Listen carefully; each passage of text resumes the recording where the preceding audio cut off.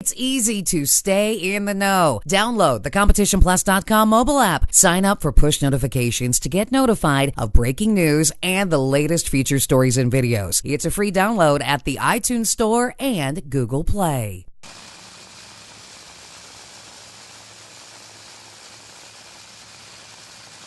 You know, honestly, I think that it's a little bit disturbing how relaxed I've been coming into this weekend.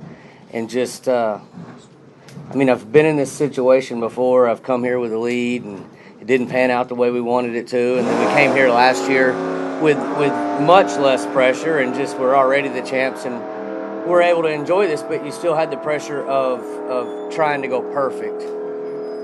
Honestly, you have to just take a step back and look at what we're doing here. This is the final race of the season, one race, and you need to go 4 rounds. It's no different than when you were here in February. You need to go 4 rounds and try to get started good, and you just have to take each race in itself and try to put all of this in the back of your head and forget about it, because tomorrow it's going to be sudden death.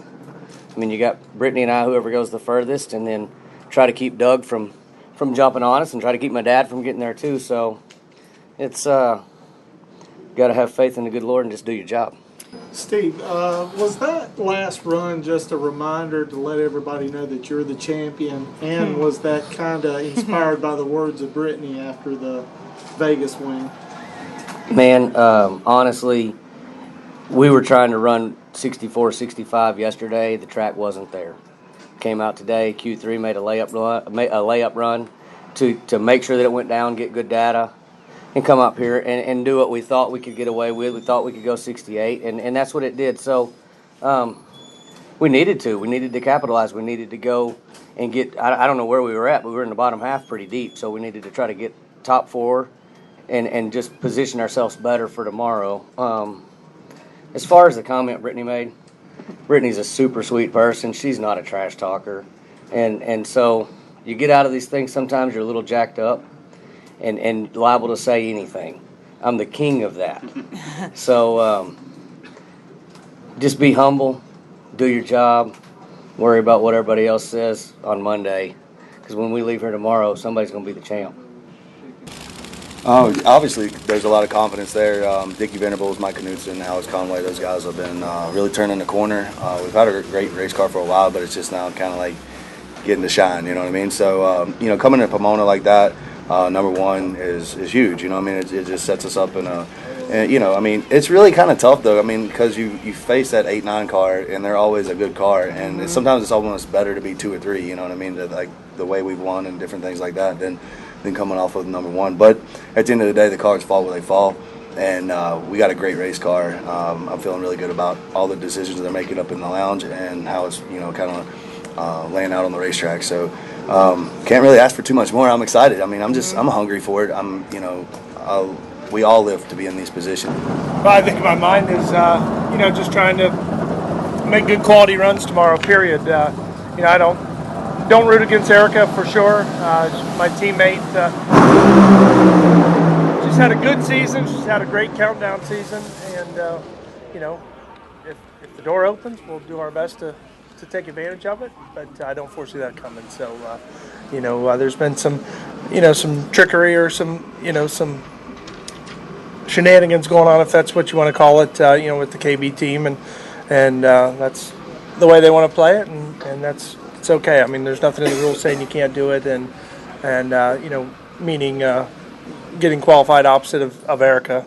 They figured they'd probably hit one of the two of us, which could help their cause, either in the top couple or have a shot at a championship. So, Greg's a good racer, but I know where my money's at.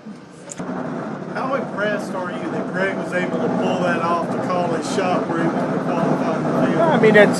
It just worked out that way, no question. The 2 runs he made yesterday, 64, 65, put him, 12th and then later 15th, and then with the heat coming in today, but a couple cars improved today. I think we saw Richie Stevens improve and get in for a moment. Then we saw Joey Gross come back in and pass him by a few thou. So, a couple thousandths of a second changes the whole the whole scheme, and it didn't in this case for what they were trying to accomplish. But you know, Sunday's going to be a fun day, and here in Pomona, and I can tell you the yellow and black car is poised and ready to fire. How hard is that to do? It's pretty tough. You know, I mean, we've all made hundreds of test runs, and the KB group's probably made thousands of test runs, so they've got a pretty good idea of what does what and when in a run. You know, if you want to kill 600-700s, it's pretty easy to do. You know, bracket racing, you know, if you're you know, down to 6 or 3 down to 3 in a big bracket race, you know, you might dial up 7 and lift it to 1,000. You know, I'm obviously dating myself there because we don't run a whole lot of quarter-mile races anymore, but and just make it a game. So it's tough to do, but it's obviously it was accomplished here in their case. I mean, I feel good about tomorrow. I mean, we basically were low of every round except the second round, and we got beat by 1 foul by Karen. I think just because we was in the bad lane, that's when the tires were bad. But I mean, we've been good all weekend long. I know everybody's saying the motor's smoking a little bit, but there's no problem there. It's just everything's fresh, and we've got some different rings in, trying some stuff, and it's just smoking a little bit, but it's not affecting our performance at all.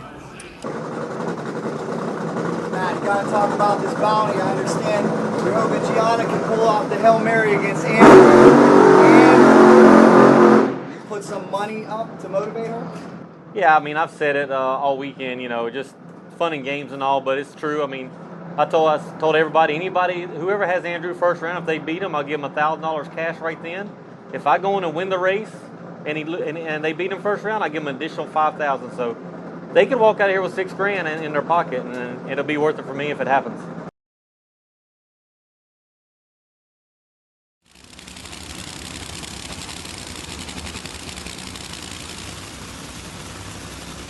It felt really good. You know, obviously the car is really running strong. We've had a great race car the last couple of races, and been able to capitalize on that. We were able to capitalize on the points today.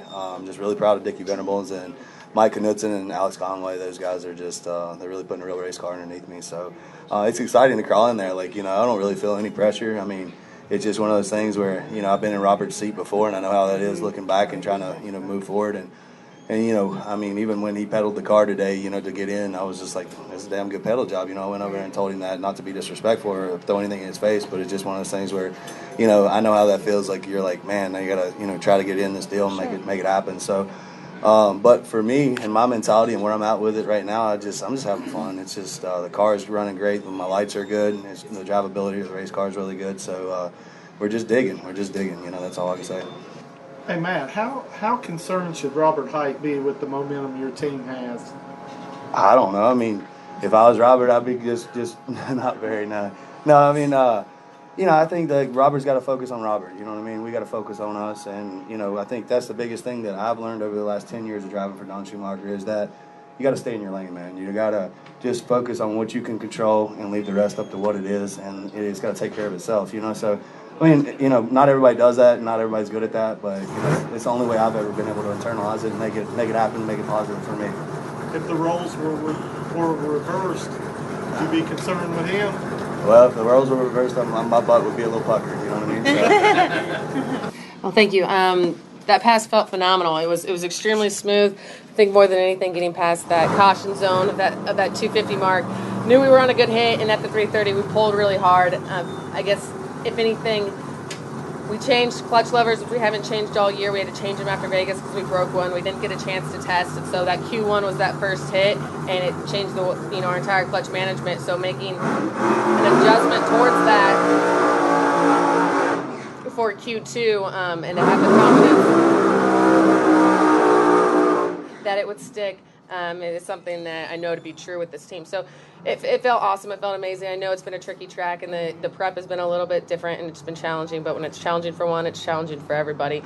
And to see the communication between Todd and Neil continuously and being the second pair down the track, I mean, that makes it even more challenging to stick it out there. So we actually thought a 67 was out there. The settings that were in the car had ran a 67 before, minus those levers. And the 69 felt just fine. I made, through 2 runs here on Friday, made 2 really, really nice runs. went 53.3 the first run, which was what set the provisional pole, and then just went 53.7 there in Q2. So straight as a string both runs. The right lane's been a little trickier for the pro stock cars. Cars losing grip from, say, second gear to fourth gear, but made a pretty clean run through there. Actually, a cleaner run there in Q2 than I did Q1. So looking forward to, waking up tomorrow and getting into Q3 and see if we can't better our time just a tick. You're currently number 2, coming into points. You're a 5-time world champion, so you've seen it all. One of the best there's ever been. What is your mindset for the remainder of the weekend? So many things are out of your control, right? Mm-hmm. So, I've raced in the Lucas Oil Series for years and won a championship and challenged for a few more, and lost a few right here at Pomona on the final day of the year, and lost 2 championships in the final day of the year, 97. So I know what the close battles feel like on both sides being ahead, and we've come from behind here the first year of the countdown in 07. Just an unbelievable unfolding in front of us with Anderson and Conley going out. So, feel like we've seen the movies, and our plan, back to the question, really is just to get out and make some good quality runs from Friday through Sunday, and goal naturally is to win the race, period. And if things were to fall our way, hopefully we're there to pick it up, and shame on us if we're not. Q1 felt good. Track is a little green right now. Should get better as the weekend goes, but this Denso motorcycle right now is pretty hateful right now. I mean, come out number 1 first pass of the day, and I think we was second of that round. We blew the tire off when we left. Got too aggressive. I think we still second of the round, but all in all, we got something for them this weekend. The last time you were here, you had a pretty good Pomona, qualified number 1, won the race, then won the big trophy at the end. What do you feel about Pomona? I love Pomona. I mean, I've always ran good here. We're going to try to duplicate that same scenario. Qualify number 1, win 4 rounds, win the race, and if Andrew messes up first round, then we'll capitalize on it. If not, we'll finish second. That's our goal right now. That's the 2 scenarios that I have. If I can't be first, I want to be second.